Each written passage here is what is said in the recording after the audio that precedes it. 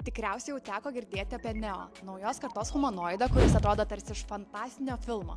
Bet tai jau realybė. Neo gali vaikščioti, bendrauti, moka atlikti paprastas namų užduotis. Įsiurbti kambarius, pernešti daiktus ar netgi sudėti indus į indaplovę. Ne kaip kai kurie kolegos. Skamba įspūdingai, tiesa?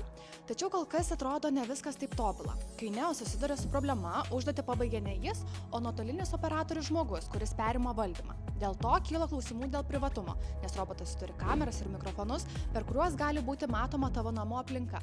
Tad apie duomenų saugumą teks kol kas pamiršti. Toks humanoidas kainuoja $20,000 arba gali imti išsimokėtinai už $500 į mėnesį.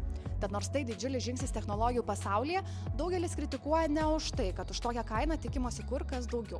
Jis užduotis atlieka lėtai, prastai ir vis dar per dažnai reikalauja žmogaus įsikišimo.